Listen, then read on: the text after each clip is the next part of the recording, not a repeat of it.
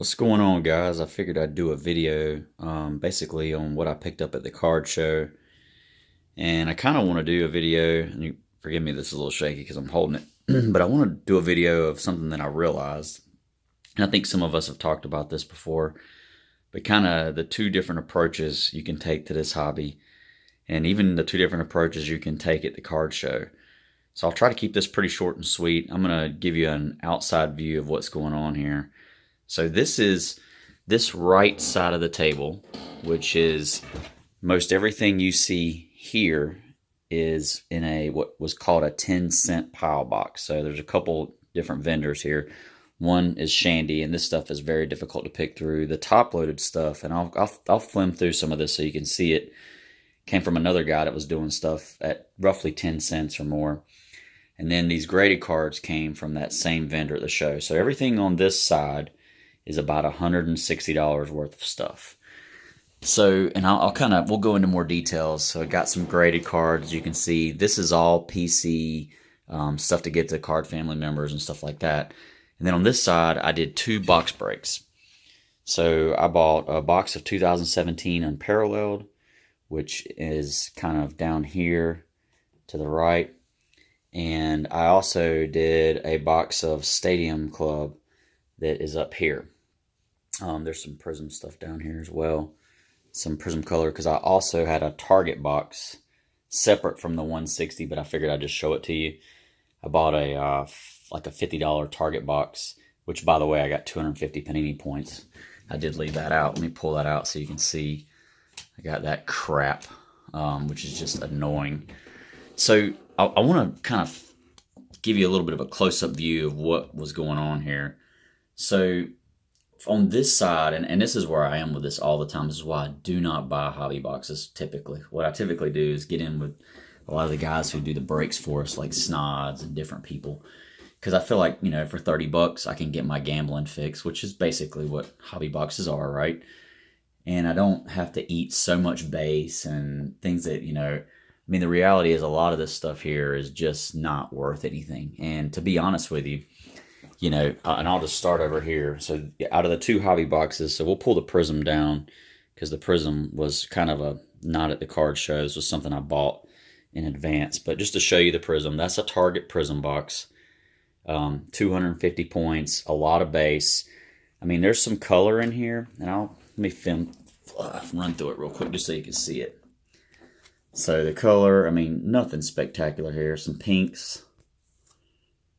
Got like a throwback Howie Long, some greens. And that's it. And a Premier jersey, Nick Chubb. And then the hit in that box, if you will, was this crap. 250 points, which, by the way, they make that website so difficult. So that was the Target. But now back to the card show stuff. So the Stadium Club, I think they have beautiful photography. I love the cards. They're just beautiful. There's not a lot of stuff to get in there, though.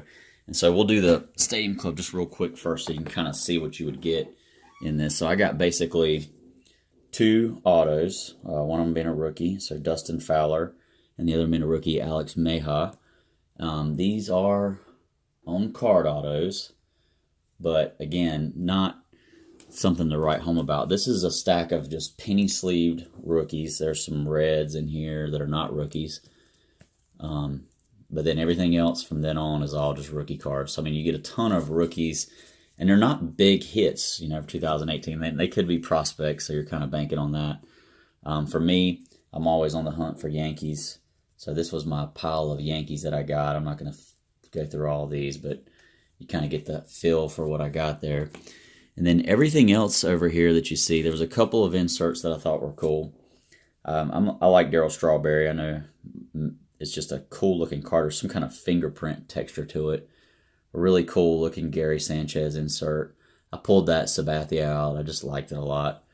A Miguel Andujar rookie. I did pull that, which was important to me. Put that in my Yankees pile. Shout out to Mazza, Ahmed Rosario, and also Victor Carantini. And a cool looking Dennis Eckersley. But outside of that, that's it. I mean, this is just a ton of base over here that you see.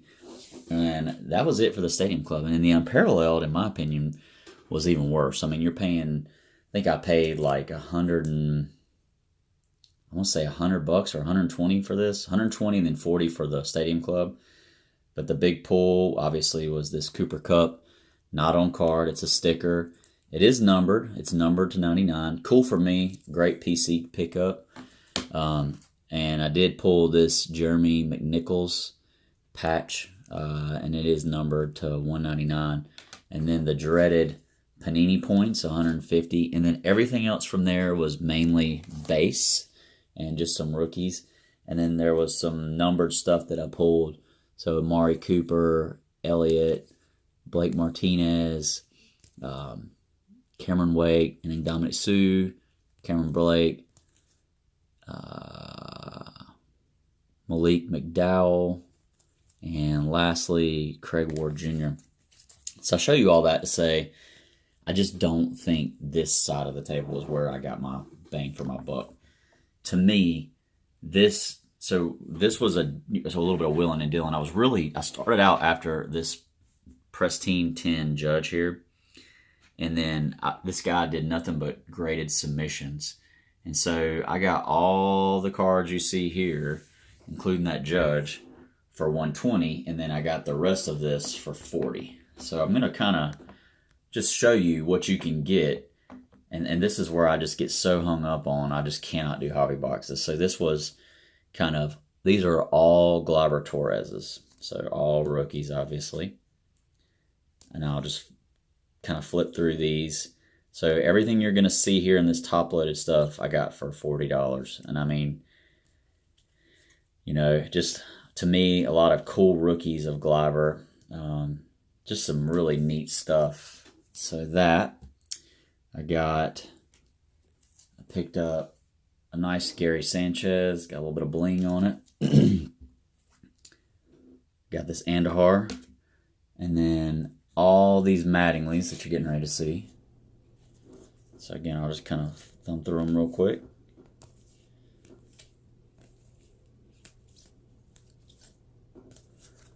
And then from there, I got a huge pile of Aaron Judges. So I've been trying to get my Aaron Judge collection together a little bit because I was a little bit slow to kind of adapt to him. But these are all, you can just see, this is all Judge rookie. So pretty much picked up everything I didn't have. Even some duplicates of the graded ones that I got showing up there. But you can just see just some cool stuff. I mean, a lot of insert Judges and just unique stuff. And then, of course, it wouldn't be a card show for me if I didn't pick up some Derek Jeters. And so these are the Derek Jeters that I got. So just a stack of Jeters. And this was all stuff that this guy had top-loaded. So remember, I mean, he already had this stuff top-loaded. And he was touting these cards as make me an offer. It was just there were three-row boxes of nothing but Yankees. And you kind of thumb through it and find what you want. And for me, I thumbed through it until I found all these Yankees. So, that I wanted. But you can see, I'm not going to go through all those. A ton of cards. Let's see if there's anything else noteworthy to show you here. I did pick up some Rams, a couple other Yankees. I picked up some vintage baseball that was sitting in his boxes. I mean, I really like Tony Gwynn. Look at that Gary Sheffield. That Diamond King Sheffield to me is just really cool. But that's it. And then everything else was in a 10-cent pile. And you got 200 cards. There's 200 cards in penny sleeves over here for $20. So, you know, again, when I think about what you can get in hobby boxes versus what you can get by specifically going after what you want and kind of willing and dealing with these vendors. And for me, it's always finding that vendor that's not already at a sticker shock price. Like, I feel like if I walk over to a card vendor and they're already so high, I can't even begin to bargain with them. I mean, because you know that their number is way higher than where you're going to be. And this guy was really good to work with. I have one of his business cards. I'll put it on our Facebook page for the card family. But again, you know, think about when you're going to the card show, what you're going in there for, And I think this kind of gives you a good flavor of how you can collect differently. I really like graded cards, and every one of those is a 10, except this Andahar. And this Andahar, even though it's a 9, this is the only one ever submitted to be graded. So if you got one of these, throw one out there. I mean, you'd have the only 10, so this has a population of 1 right now. Probably because it's not something people would typically grade, but I think it's a cool card. Well, I appreciate you guys watching, and I hope this kind of helps you kind of think about how you collect and what you do. God, I hate that Panini gives you points. I think that ruined these box breaks even worse. But keep collecting. Feel free to comment down below. Let me know what you think of this comparison. Let me know your thoughts on how you view this. You know, it's all perspective. You may say, well, I'm good with that box break stuff, or I'd rather have that than all that stuff on the right. Hard for me to imagine. I mean, when you look at what I got over here, you know, some Bo Jackson stuff. Found a Scottie Pippen baseball card, which I hadn't seen before. Just some really cool stuff. But I appreciate you guys watching. Have a great day. Peace.